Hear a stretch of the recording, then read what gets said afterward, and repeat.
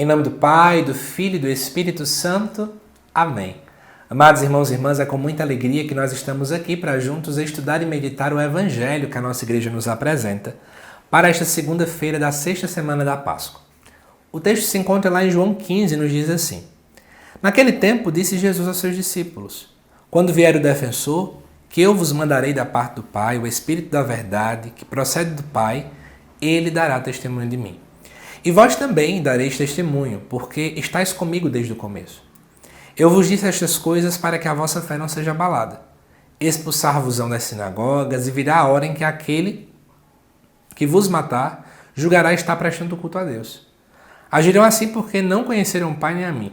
Eu vos digo isso para que vos lembreis de que eu o disse quando chegar a hora.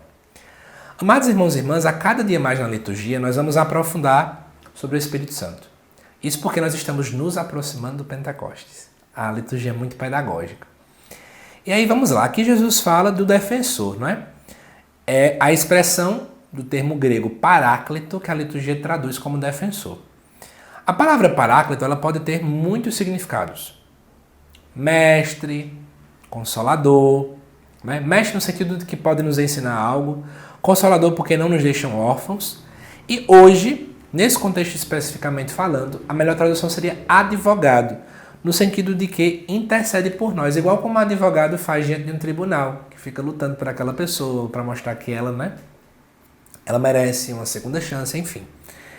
Então, aqui vem o Espírito Santo, terceira pessoa da Trindade, que vem como advogado para nos proteger de algumas realidades, para nos trazer a verdade, por isso que ele é chamado Espírito da Verdade.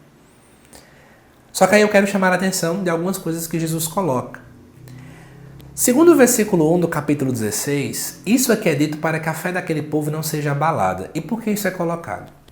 O Evangelho de João, a sua redação é terminada ali por volta do ano 90 até o ano 100 depois de Cristo. No ano 70, o Templo de Jerusalém foi destruído. E o que é que aconteceu? Eu vou tentar ser bem didático, tá bom? O judaísmo ele foi se desfalerando, né? Nem sei como é a palavra que eu posso usar aqui. Ele foi se fragmentando, na verdade, né? Em regiões mais, como é que eu posso dizer, marginais. O povo foi se distanciando, fazendo pequenos grupos. Então, o foco da religiosidade antes, que era o Templo de Jerusalém, agora ficou nas pequenas sinagogas, uma espécie de capelas. Os cristãos também frequentavam essas sinagogas. Mas, depois da destruição do Templo de Jerusalém, a cada vez ficou mais firme na mentalidade dos judeus que os cristãos estavam completamente errados. Então começou a ter muita divisão, muita discórdia, os cristãos foram expulsados das sinagogas, que é o que aqui coloca, por exemplo, no versículo 2, e obviamente a fé dos cristãos foram abaladas. Para piorar a situação, quero te contar um segredo muito importante. A cada vez mais, o judaísmo ele foi chegando muito perto daqueles que eram lideranças do Império Romano.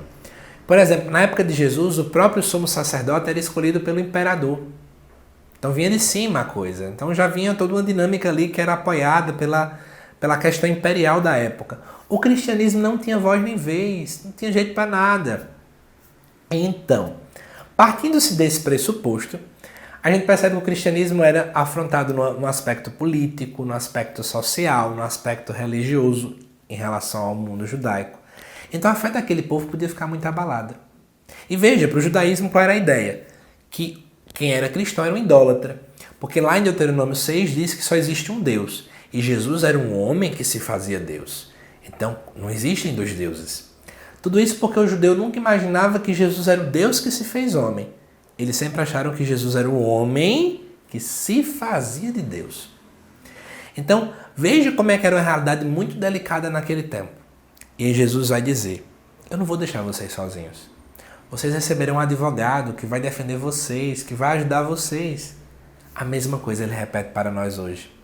Em um mundo em que as pessoas perseguem os cristãos, que é difícil ser cristão, que é difícil testemunhar a vida, nós estamos aqui, amados irmãos e irmãs, para cada dia mais, juntos, dizermos: não estamos sozinhos. O Espírito Santo está conosco. Que Deus te abençoe, amado irmão e irmã. Eu te aguardo nos próximos vídeos aqui do canal.